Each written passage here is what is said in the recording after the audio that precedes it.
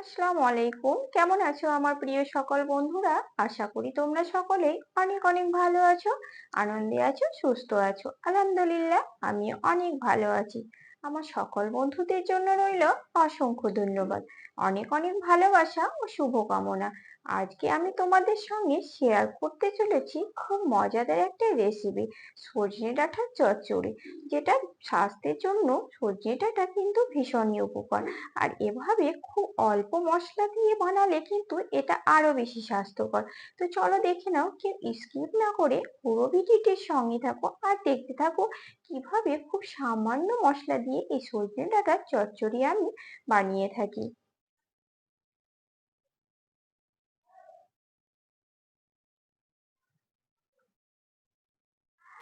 তার জন্য আমি এখানে কিছু সজনে ডাঁটা নিয়ে নিয়েছি, আর সজনে ডাঁটাগুলো একদমই কিন্তু ফ্রেশ আর টাটকা। দেখো কতটা সুন্দর, এরকম সতেজ সজনে ডাঁটাতে কিন্তু সজনে চচ্চড়ি ভীষণই সুন্দর হয়। এগুলো কিন্তু গাছের একেবারে টাটকা সতেজ সজনে ডাঁটা, এগুলো কিন্তু বাজারে সজনে ডাঁটা না, এগুলো বাড়িরই সজনে ডাঁটা। এগুলোই দিয়ে এখন আমি তোমাদের বানিয়ে দেখাবো সজনে ডাঁটার চচ্চড়ি। তার জন্য কিন্তু এগুলোকে প্রথমে কেটে পরিষ্কার করে নেব।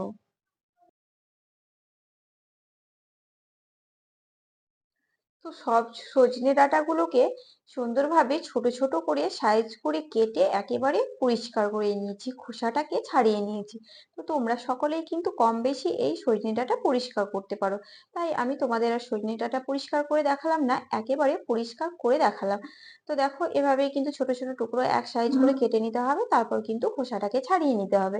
তো এটাকে তারপর আমি কিন্তু ধুয়ে পরিষ্কার করে নিয়েছি একদম ছাড়ানোর পর। এবারে আমি একটা পেস্ট এবারে আমি সমস্ত পেস্ট কিছু দিয়ে একটা মশলা রেডি করে নেব। তো তার জন্য আমি প্রথমে কিন্তু দিয়ে দেব টক দই। তো এখানে আমি দিয়ে দিচ্ছি টক দই। দেখো এখানে কিন্তু আমি 2 চামচা টক দই দিয়ে দিলাম। টক দই দেওয়ার পর কিন্তু এটা যখনই আগুনে দেবে উপরে, তখনই কিন্তু টক দইটা ফেটে যেতে পারে। তার জন্য এখানে আমি দিয়ে দিচ্ছি লবণ। তারপর এখানে আমি দিয়ে দেব 1 চামচা সর্ষে বাটা। এখানে তোমরা কালো সর্ষে, সাদা সর্ষে যা কিছু থাকবে এটাকে তোমরা পেস্ট করে নিতে পারো। এগুলো সবকিছু আমি আলাদা আলাদা করে পেস্ট করে নিয়েছি। এখানে দিয়ে দেব 1 চামচা পোস্ত বাটা। তো এখানে আমি সর্ষে, পোস্ত আর টক দই কিন্তু একসঙ্গে দিয়ে দিয়েছি। এবারে আমি সুন্দরভাবে মিশিয়ে নেব। এটা চাইলে তোমরা টক দই, সর্ষে, পোস্ত একসঙ্গে দিয়ে মিক্সির সাহায্যে পেস্ট করে নিতে পারো। এটাকে কিন্তু আমি আলাদা আলাদা ভাবে পেস্ট করে নিয়েছি। তো চলো এটাকে কিন্তু আমি একসঙ্গে মিশিয়ে রেডি করে নিলাম। এখানে আমি সজনে ডাঁটাটা ভাজার জন্য পরিমাণ মতো কড়াইয়ে তেল দিয়ে দিচ্ছি। তো প্রথমেই কিন্তু কড়াইয়ে পরিমাণ মতো তেল দিয়ে দিলাম। তেলটাকে এবারে গরম করে নেব। তেলটা গরম হয়ে এসেছে, তেলের মধ্যে দিয়ে দিচ্ছি 1/2 চামচা কালো জিরে।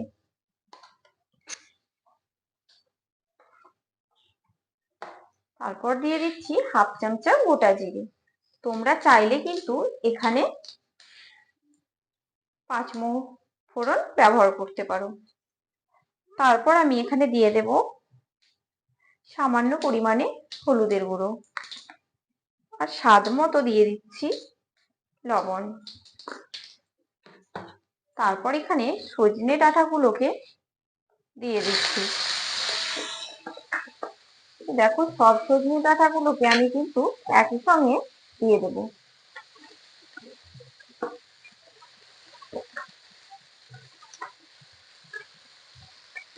তারপর সজনে ডাঁটাগুলোকে ভালোভাবে নেড়ে চেড়ে দিচ্ছি, আর সজনে ডাঁটাগুলোকে মিডিয়াম ফ্লেমে ভেজে নেব।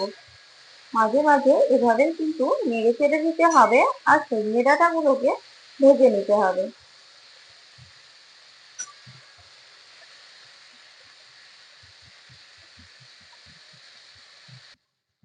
তো সজনে ডাঁটাগুলোকে আমি 5 থেকে 7 মিনিট ধরে ভালোভাবে ভেজে নিলাম।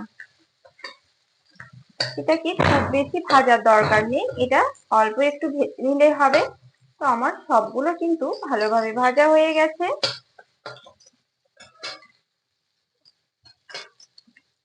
এবারে আমি এখানে দিয়ে দেব সেই রেডি করে রাখা পেস্টটাকে।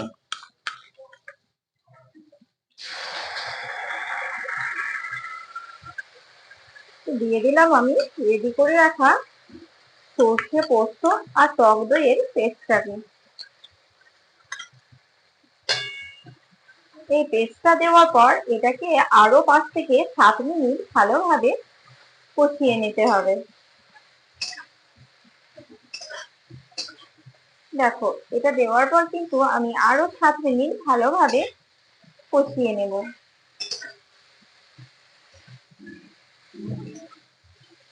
তাতে করে সর্ষেটা কিন্তু তেতো ভাবটা থাকবে না আর ভাজা ভাজা হয়ে যাবে।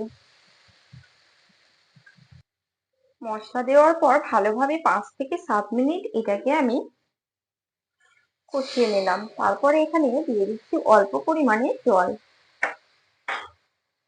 কারণ ডাঁটাগুলো খুবই কচি, সে কারণে এখানে অল্প পরিমাণে জল লাগবে। এখানে আমি অল্প পরিমাণে দিয়ে দিলাম জল।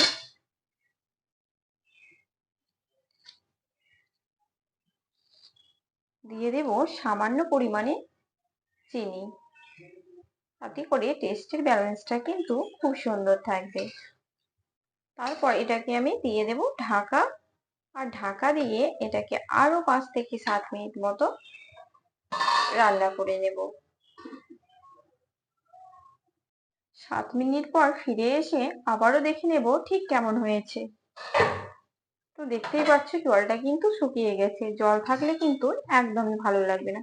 তো যে জলটা আছে সেটাকেও কিন্তু আমি হাই ফ্লেমে দিয়ে একেবারে শুকনো করে নেব নেড়ে চেড়ে।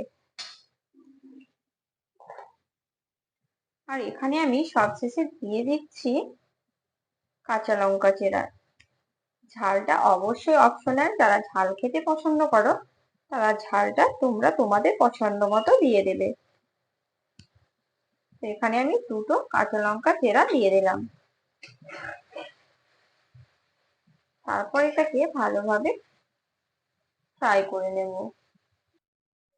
আলহামদুলিল্লাহ, সজনে ডাঁটার চচ্চড়ি কিন্তু একেবারে রেডি হয়ে গেছে। আমি তোমাদের সার্ভ করে দেখিয়ে দিলাম ঠিক কেমন হয়েছে। এটা দেখতে কতটা সুন্দর হয়েছে দেখো, খেতে কিন্তু ততটাই ভালো লাগে। তো আমি একেবারে খুব অল্প উপকরণ দিয়ে তোমাদের বানিয়ে দেখালাম সজনে ডাঁটার চচ্চড়ি। এভাবে বানালে এটা খুব টেস্টি হবে আর ভীষণই স্বাস্থ্যকর। তো তোমরা অবশ্যই এভাবে একবার ট্রাই করে দেখো, ভীষণ ভালো লাগবে। তো আশা করছি আজকের রেসিপিটি তোমাদের কাছে ভীষণ ভালো লাগবে। তো আজকের রেসিপিটি কেমন লাগলো তোমরা কিন্তু কমেন্ট বক্সে অবশ্যই জানাতে ভুলো না। ভালো লাগলে আমার চ্যানেলটিকে ছোট্ট একটি লাইক, শেয়ার, কমেন্ট ও সাবস্ক্রাইব করে আমার পাশে থেকো। সবাই অনেক অনেক ভালো থেকো, সুস্থ থেকো। দেখা হচ্ছে তোমাদের সঙ্গে নেক্সট রেসিপিতে। আল্লাহ হাফেজ।